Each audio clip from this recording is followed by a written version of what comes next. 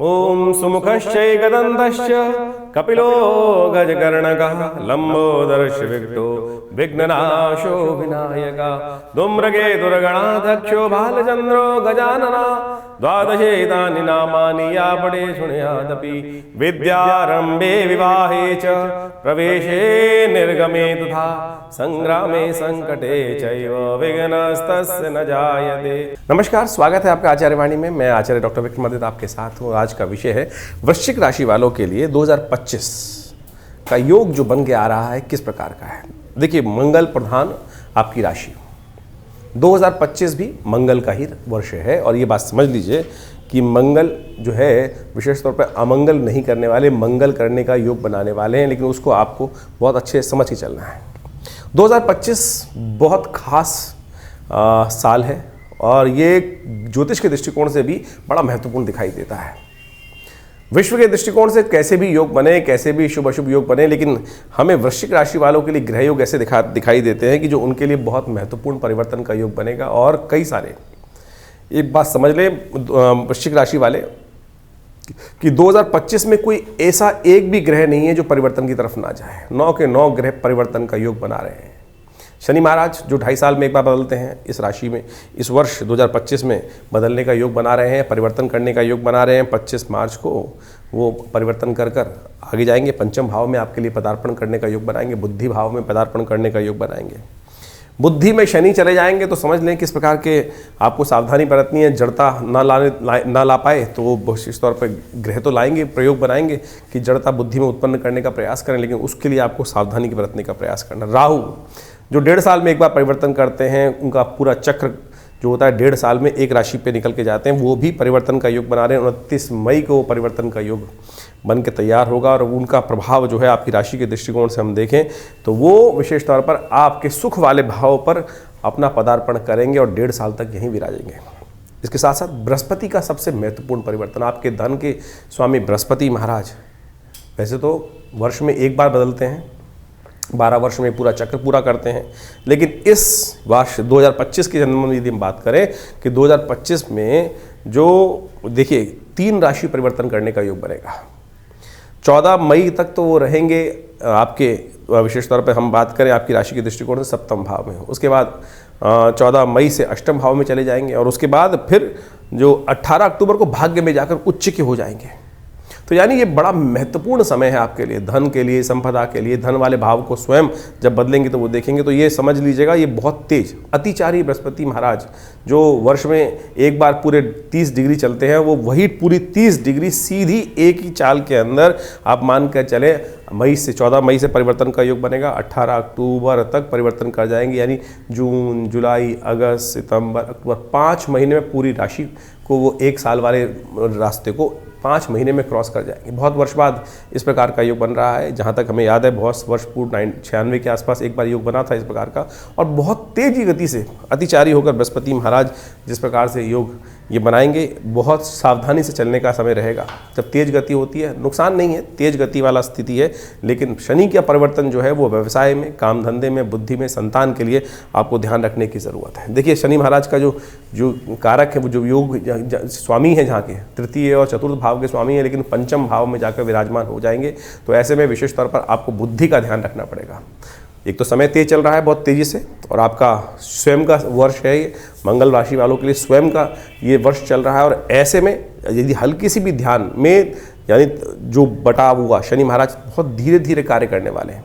ऐसे में आवश्यकता होगी बृहस्पति का लाभ लेने के लिए पूरी शक्ति के साथ, समझ के साथ, बहुत तेज गति से कार्य करने की तेज गति रहेगी। समय की परिवर्तन बहुत जल्दी होंगे। तो ऐसे में यदि आप अपनी बुद्धि में जड़ता को रखेंगे और साथ साथ जो चाल को ठीक नहीं करेंगे, शनि जो है वो शनि धीरे धीरे चलने वाले ग्रह माने जाते हैं, तो आपके लिए कुछ परेशानी का उत्पन्न हो सकता है। जितना लाभ होना है बृहस्पति ने जितना लाभ देना है, अष्टम भाव में जाकर भी बृहस्पति धन भाव को देखेंगे, अपने भाव को देखेंगे, वो भी लाभ का, सुख का पदार्पण करेंगे। जब राहु महाराज वहाँ पर कुछ नुकसान करना चाहेंगे, लेकिन बृहस्पति की दृष्टि उस पर भी विराजमान होगी तो वो भी नहीं करने देंगे। उसके बाद भाग्य में जाके स्वयं वहाँ विराजमान हो जाएंगे। तो हमको ओवरऑल दिखाई देता है कि बृहस्पति आपके लिए वारे न्यारे करने के योग बहुत बढ़िया से बनाते दिखाई दे रहे हैं। और आपकी राशि के स्वामी की यदि हम बात करें, आपकी राशि के स्वामी जो हैं वो बड़ी विचित्र स्थिति में रहने वाले हैं। 2 बार नीच के होने के योग बनेंगे इस वर्ष में उनके।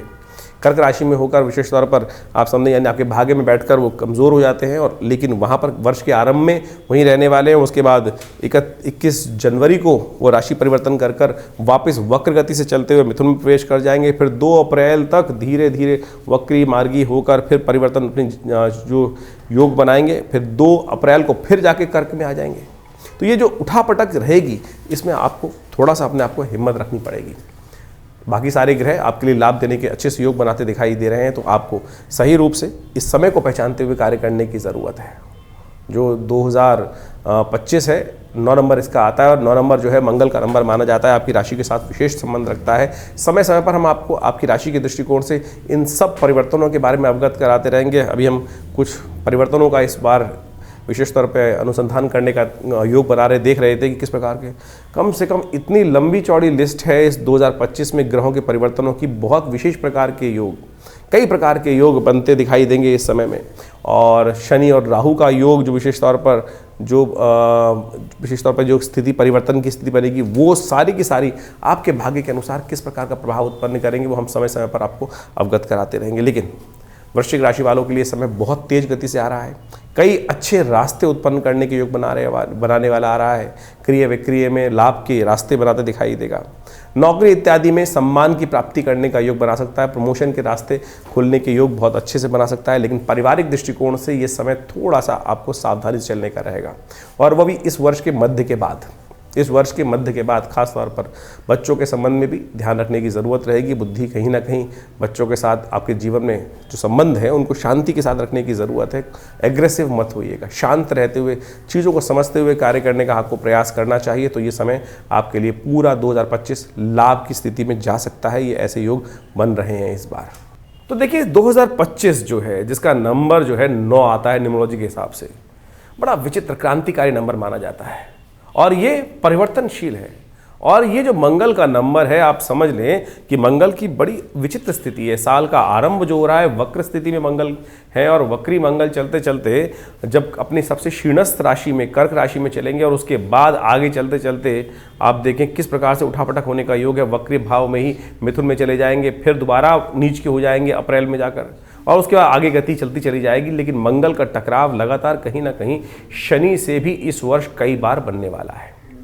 जैसा हमने कहा कि क्रांतिकारी साल है, 9 नंबर बड़ा मंगल का नंबर माना जाता है, बड़ा क्रांतिकारी नंबर माना जाता है। तो ये बड़ा विचित्र स्थिति जीवन में उत्पन्न कर सकता है। तो आपको अपने जीवन में क्या कुछ चल रहा है तो अच्छे से एनालाइज करके कार्य करने का प्रयास करना चाहिए। हर चीज़ को फूंक फूंक के कदम रखने की ज़रूरत है। इसलिए सबसे पहले अपने समय को पहचानने का प्रयास करें। देखिए समय कभी एक सा नहीं रहता, हमेशा परिवर्तनशील रहता है। जिनके भाग्य में लाभ लिखा होता है उनको भाग्य मिल जाता है, लेकिन यदि हमें भाग्य की चाल, ग्रहों की चाल पहले से पता चल जाए तो हम उसके लिए अपने आप को तैयार कर सकते हैं। कोई कष्ट आ रहा हो तो हम पहले से तैयारी कर कर उस समय को समझ के साथ झेल सकते हैं। जैसे पहले अगर मौसम विभाग बता देता है कि आपको आंधी आने वाला है, तूफान आने वाली है, वर्षा ज़्यादा होने वाली है या गर्मी ज़्यादा पड़ने वाली है, तो व्यक्ति उसके अनुसार से अपने आप को व्यवस्थित करने का प्रयास कर लेता है। तो उसी प्रकार से ज्योतिष की गणनाएं आपके जीवन में आने वाला समय आपके भाग्य में क्या कुछ लेकर आ रहा है, किस प्रकार से ला रहा है, वो बहुत कुछ आपको अवगत करा सकता है, अंदाज़ा लगा सकता है। ज्योतिष इसीलिए पूरे विश्व में अनादिकाल से अपना एक ऐसा स्थान रखती है कि जिसको कोई और विज्ञान ले नहीं सकता है। और ज्योतिष के जो नियम है बिल्कुल सत्य है, कहीं कपोल कल्पित नहीं है। कुछ लोग तथाकथित तौर पर इनको कपोल कल्पित वार्ता उपस्थित कर देते हैं। ऐसे तो जो लोगों को कहने का क्या है, तो लोग तो कुछ भी कहते रहेंगे।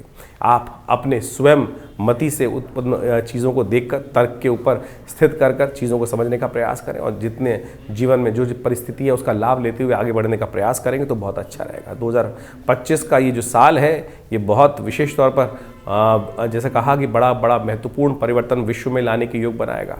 कुछ विषयों में अशांति के योग भी बनते दिखाई देंगे। तो ऐसे में हमें विशेष तौर पर अपने जीवन को सही चलाने के लिए अपने समय को पहचानना चाहिए। तो इसके लिए हम चाहेंगे कि आप अपनी जन्मपत्री को अच्छे से देख लें। ये तो हम राशि के अनुसार से बताते ही हैं, आपकी नाम राशि, आपकी जन्म राशि, आपकी जन्म लग्न जो भी है उसके अनुसार से आप चीज़ों को समझ सकते हैं। लेकिन यदि आपके जीवन में ग्रहों की स्थिति को सही समझना चाहते हैं तो हमारा ये आपके लिए एक सजेशन है कि आप अपनी जन्मपत्री को अच्छे से एनालाइज कराएं, और उसके बाद इन चीज़ों को समझते हुए अपने साल को शुभ करने के प्रति, अपने कार्यों को ठीक करने के प्रति कार्य करने का प्रयास करेंगे तो हमें लगता है कि अपने अपने वारे न्यारे आप करने के योग बना सकते हैं। विज्ञान का युग है, कुछ भी ऐसा नहीं है जो अवैज्ञानिक हो। इसलिए ज्योतिष ज्योतिष भी परम वैज्ञानिक है। ग्रहकाल गणनाएं पूरे विश्व में ऐसी हैं कि जिसको कोई काट नहीं सकता है।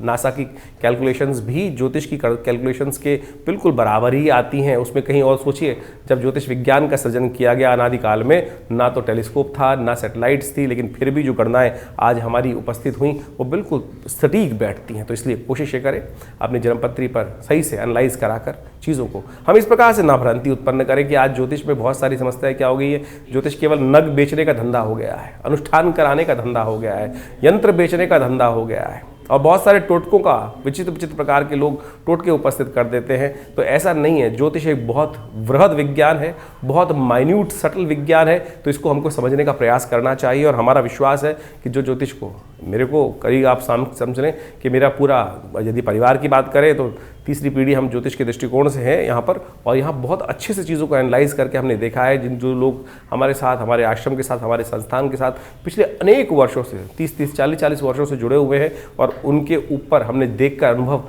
बिल्कुल प्राप्त किया कि कैसे ज्योतिष की गणनाएं बिल्कुल सटीक बैठती हैं।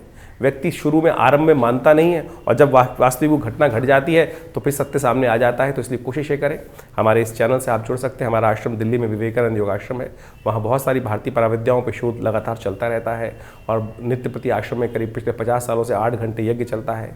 बहुत बड़ा शोध संस्थान है, करीब 50 से ऊपर विभिन्न पुस्तकें आश्रम के द्वारा प्रकाशित की गई हैं। आप हमारे साथ जुड़े, देखिए लाभ प्राप्त होगा आपको।